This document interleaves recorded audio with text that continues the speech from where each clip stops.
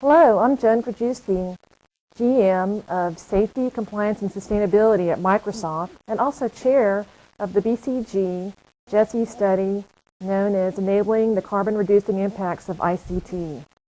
Thank you so much for visiting our online tutorial and your interest in using the methodology proposed by the study.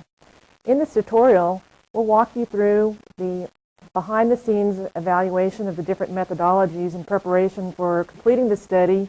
Also, we'll go through the study step by step itself, and along with the worksheets that we're using to present the study. You can download the worksheets from our website up above, and it would be helpful to do so now if you haven't done so already. Now, before we get started, what I'd like to do is to thank our corporate sponsors. These companies were heavily involved in preparing the study and have a passion for the enabling impacts of green ICT. So I really want to thank them for their involvement and the support of the study. And now I'll go ahead and introduce you to the Managing Director of the Boston Consulting Group, Philip Young, who'll be presenting the tutorial to you. Thank you, Joan. The objectives of this tutorial session are as follows. We want to recap the objectives of this study, provide a little bit context there, provide an overview of the approach, so how did we develop the methodology, explain the recommended assessment methodology, then illustrate the assessment methodology by applying it to an example with the developed worksheets, and share a path forward. Now, to provide a little bit of context and background how the ICT enablement study came about, GESI collaborated with the Climate Group and the Boston Consulting Group to produce the Smart 2020 global reports as well as 3-country addenda, specifically in Germany, Portugal, and the US. These studies showed very clearly that there's significant potential for carbon dioxide emissions reductions through the application of ICT solutions. Just looking at the US alone, the potential for savings ranges from $140 to $240 billion. Now, however, despite the positive reception of this report, the lack of policy and commercially relevant assessment is preventing the full realization of benefits from the smart use of ICT solutions. So the ICT industry recognized that while the report and the outlined policies and opportunities were quite significant and received positive resonance, ultimately, a lot of the stakeholders could not measure the impact and assess the impact of carbon dioxide reduction through ICT solutions. Therefore, GESI went out and commissioned a study really looking at five primary objectives. The first one, surveying and evaluating existing methodologies that might be relevant. We didn't want to go out and create something entirely new, but rather build on what had already been researched, developed, and analyzed in terms of assessment methodologies. Second, highlights the key characteristics of the existing methodology. So understand what are the elements of the methodologies that we can leverage and we can build on. Third, develop, based on these inputs and these reviews, an optimal next step methodology, one that is pragmatic yet comprehensive, can also widely used but not overly cumbersome. Fourth, we wanted to test the methodology by applying it to case studies. So we ultimately selected 6 case studies where we applied the recommended methodology, looked at how it's working, how it might face obstacles, and how to ultimately improve it as well. And last but not least, we identified issues for application and a path forward. So where do we go from here with that recommended methodology? Now let me take you through the approach. We worked with representatives from 18 member companies who provided input into the study.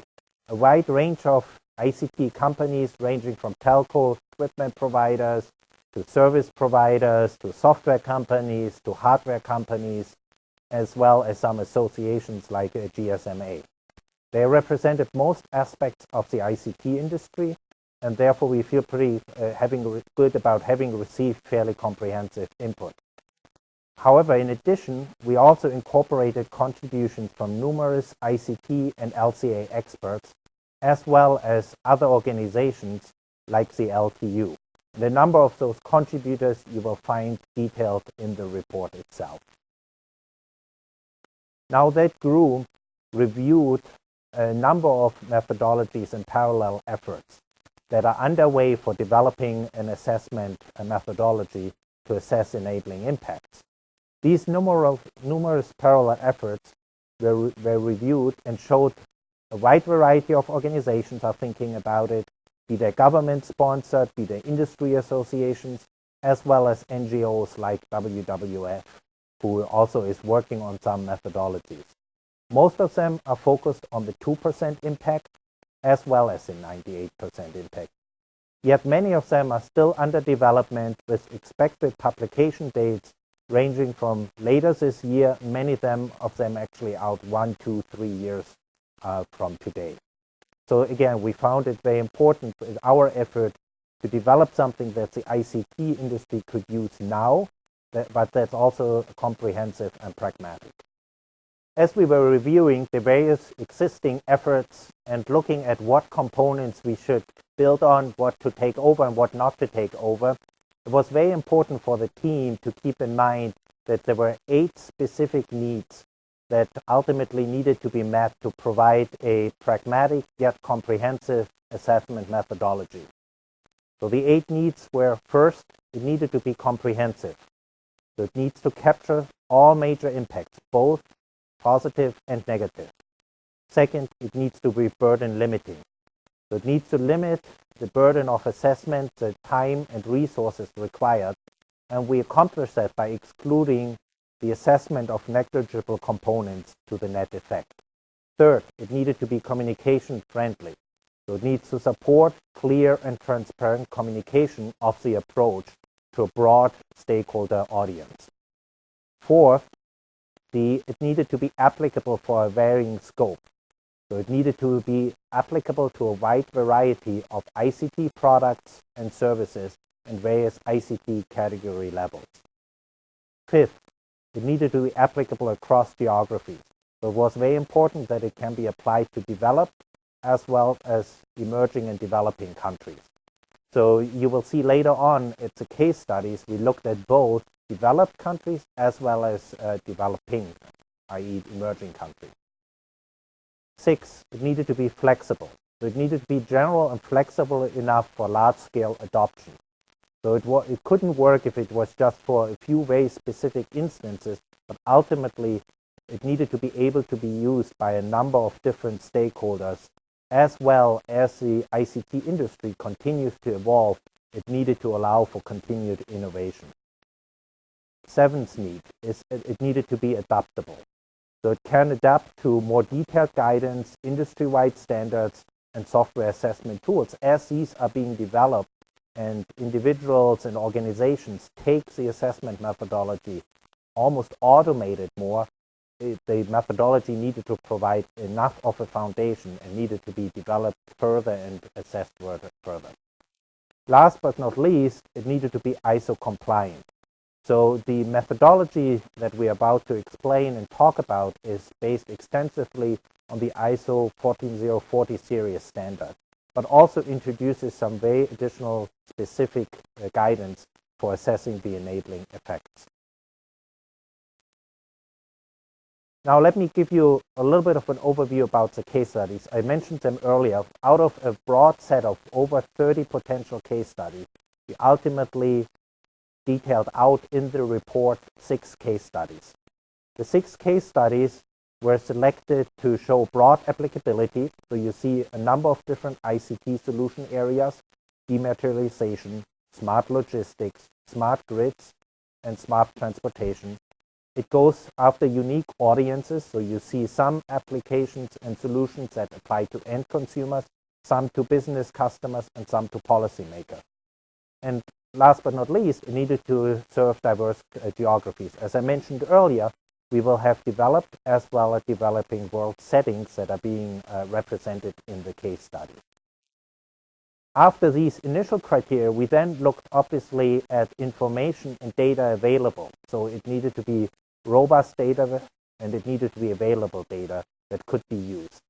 The sources for all these case studies were a number of the participating companies as well as other broader sources that we looked at. Let me give you an overview of the 6 case studies included in the report. The first case study focused on home energy monitoring kit. It's located in the United Kingdom and addresses the smart grid area. It looks at energy savings in households before and after installation of the AlertMe home energy monitoring kit. The second case study is focused on HVAC automation system. It's in the area of smart buildings and located in the United States for this particular ICT application. And it looks at energy savings in building complexes after installation of HVAC automation system. The third one is again located in Europe, in the United Kingdom, focused on eco-driving software solutions. It looks at fuel efficiency gains across 350 plus vertical vehicle fleet after software implementation. The fourth one is a telecommuting case study. In the broad area as described in the Smart 2020 report as dematerialization. It looks at the assessment of whether telecommuting has positive net enabling effects or not. And here we are looking also at rebound effects and the assessment of rebound effects and what ultimately the positive impact would be. The fifth one is about e-health delivery system, and this one is actually set in a developing country setting in Croatia. Here we are looking at the emission reducing impact of e-referral and e-prescription services in Croatia, as mentioned, as an example for a developing country. And last but not least, the sixth case study is looking at the telepresence system, looking at for a multinational company and what's the impact of telepresence system and the application of telepresence system has in the reduction of carbon dioxide emissions.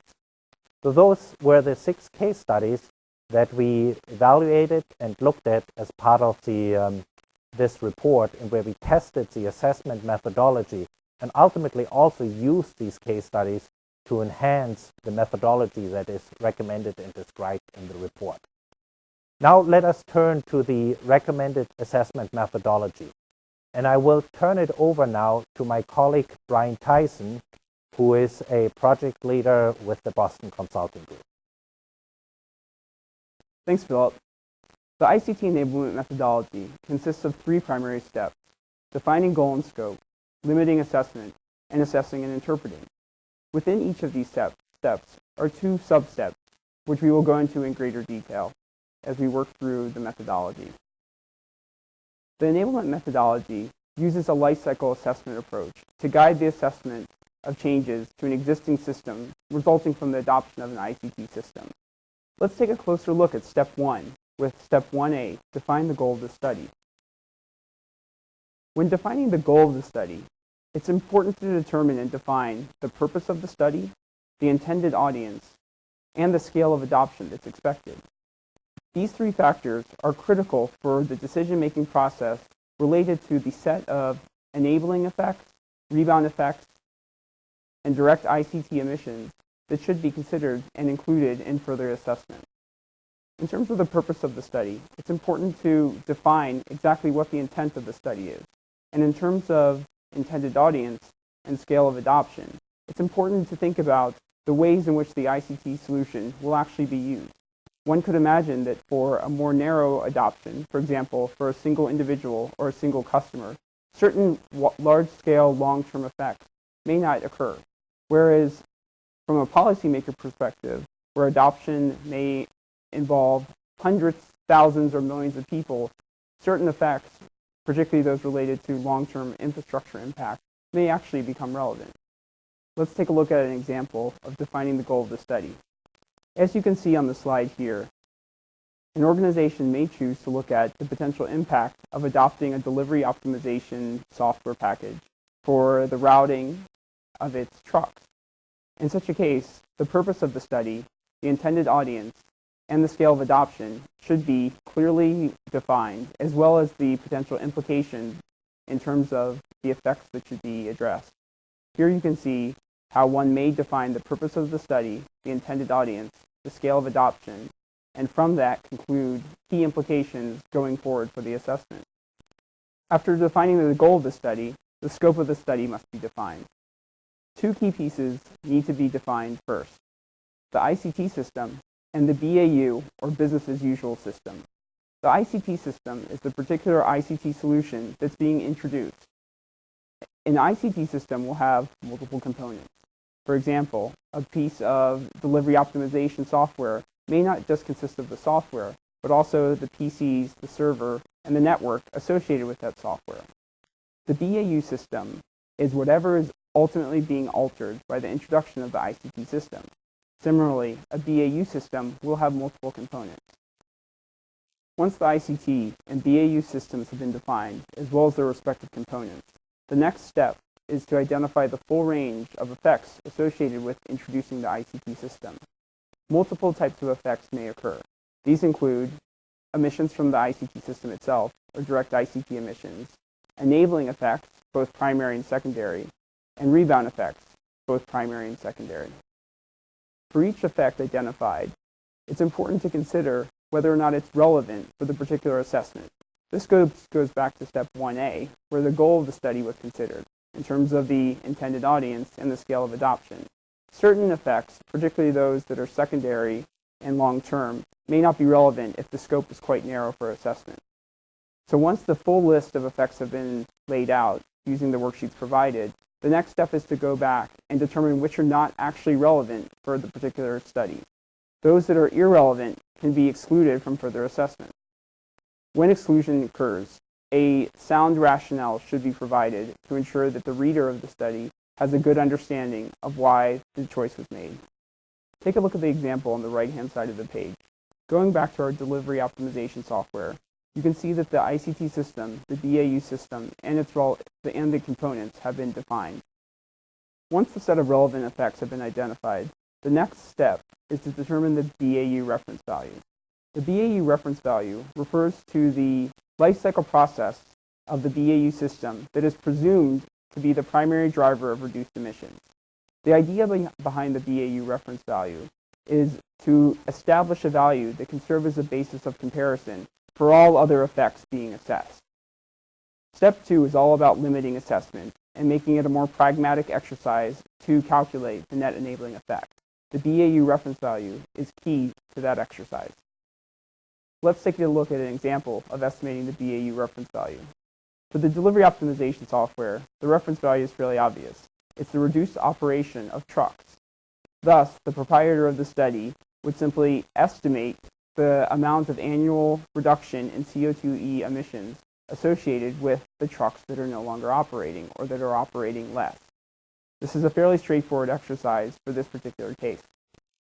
Once the BAU reference value has been established, it can be used as a point of comparison for the life cycle processes associated with the other effects of both the BAU and the ICT system. A screening assessment on these other effects will lead to numerical values, ranges, or orders of magnitude that can be compared to the BAU reference value. Those ranges, values, or orders of magnitude that are much, much smaller than the BAU reference value could be reasonably excluded from further assessment. Going back to the example of the delivery optimization software, you can see that through the screening process, only a small number of effects are actually significant relative to the BAU reference value. These effects merit much more rigorous, extensive assessment, whereas the effects that are orders of magnitude smaller than the reference value can be reasonably excluded from more rigorous assessment. In step 3A, the life cycle processes associated with the effects deemed relevant in step 1 and associated with the effects deemed significant in step 2 are more rigorously assessed. In the case of a more rigorous assessment, secondary data may not be sufficient. Extensive primary data collection may be required via either a large-scale study, a pilot study, or in some cases via modeling and scenario-based assessment. Let's take a look at the delivery optimization software example. Here you can see we've widowed down the list of effects we're assessing to those that are deemed relevant in step 1 and those that are deemed significant in step 2. When looking at the life cycle processes of these steps, a more rigorous assessment, for example, using a pilot study or even a large-scale research study will lead to exact numbers, which can then be totaled to calculate the net enabling effect. It should be noted that in some cases, exact numbers are not likely to occur. As we'll discuss in step 3, in some cases, uncertainty can require that a range is provided versus an exact number. As you'll see in this example, a range is required to estimate the net enabling impact of the delivery optimization software.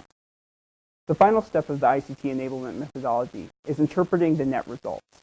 This includes documenting key assumptions that were made, key uncertainty dealt with throughout the process of conducting the study, and also clearly detailing the effects and lifecycle processes that were excluded, as well as providing rationale for their exclusion.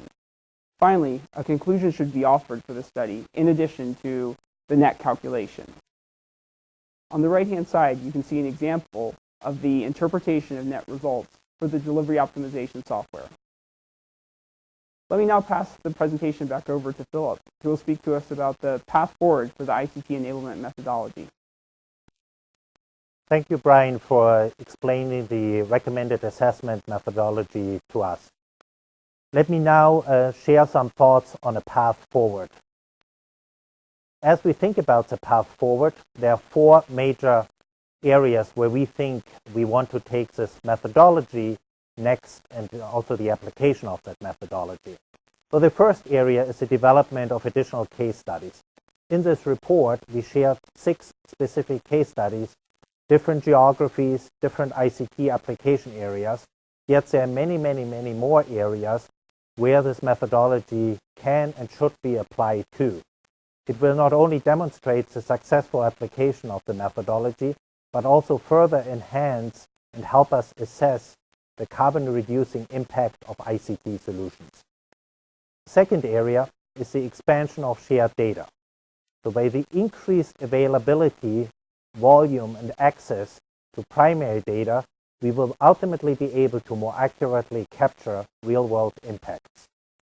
So what we are saying here and suggesting as a path forward is that more primary data, more data is shared, but also collected and ultimately incorporated into the application of the methodology. The third area is the development of assessment tools and databases.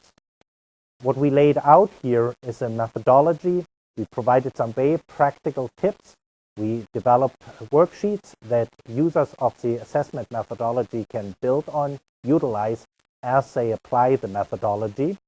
However, you can think about even additional areas where you can further automate it by the availability of databases, by the availability of tools. Some of them might be software enabled, and also integrating of the tools.